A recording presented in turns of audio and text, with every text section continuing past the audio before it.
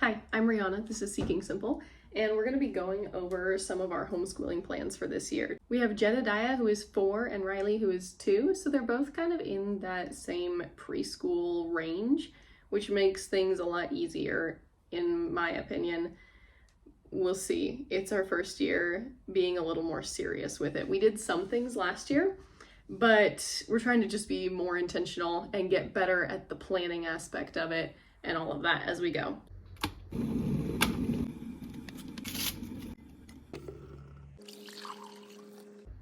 I got my tea because sometimes you just need a cup of tea even if it's hot outside.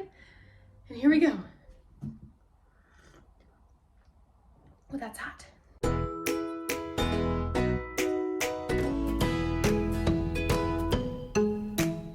I'm not claiming to be an expert at any of this. Like I said, this is our second year of homeschooling.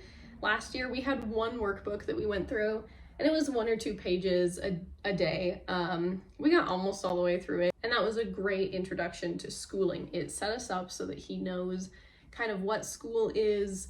He understands that we have a time where we sit down and we do some school. He gets excited about doing his schoolwork, and it was a really good introduction. But this year I want to be a little bit more intentional.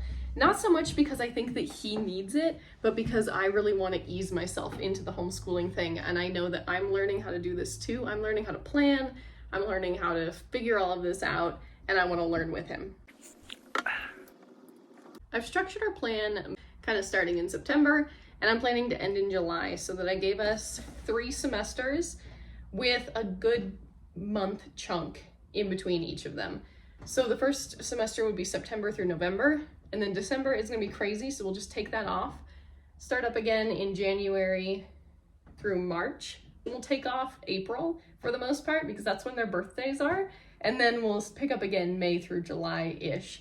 And that only gives us August off before we start up again. I think that that's going to be a good way to do it because we do get burnt out, right? Especially little kids. They're not made to be just like nose to the grindstone all the time. I also get tired and don't want to have to be doing this every day all year round. But we realized about halfway through this summer that Jed had, forgotten his ABCs.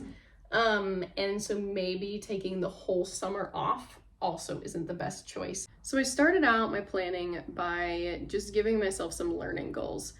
So basically in language arts, we want to be working on tracing letters legibly, and we want to just be working more on phonics, meaning I just want him to know his letter sounds. And we've started talking a lot about rhymes just because he's starting to pick up on that and realizing that that's a thing. He doesn't know the word rhyme yet, but he'll be like, oh, this word is like that word. And so we've been working on rhymes just in our everyday life. And that's how most schooling happens, right? It's in everyday life. He's not going to learn rhymes from a worksheet. He's going to learn it from reading Dr. Seuss books.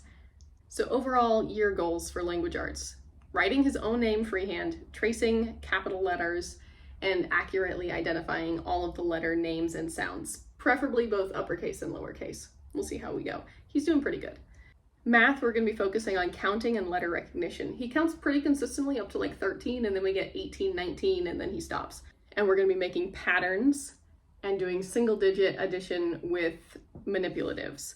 And then also just reviewing shapes as we're making patterns and things. Our 2-year-old is also going to be working on shapes and colors, so those will go really well together. We have some ancient history, some like medieval history, and then American presidents. And then science has 1 focus per semester. History and science are basically just the library. It's going to be a lot of books, which is great. We love going to the library. We love getting books. I also recently discovered curriculum crates at our local library that I'm really excited to get into and see if they're going to be helpful for us.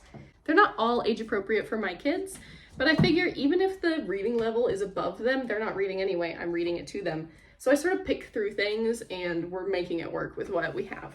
This summer, Jed's been asking a lot of questions about the weather, and so I got the weather crate, and we've got books about rainbows, ice storms. We were reading one about thunderstorms, and then we had a thunderstorm that day, which was so perfect.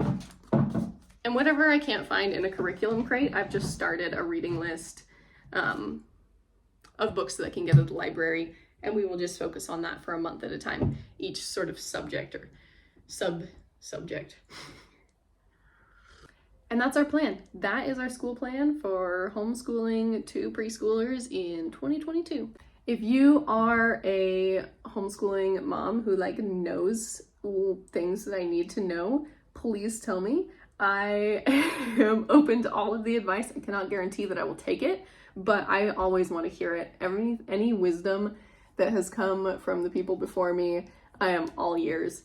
And if you are brand new to this and in this with me, let me know and we will commiserate when necessary and celebrate whenever we can. And it's going to be a good year, guys. It's going to be great.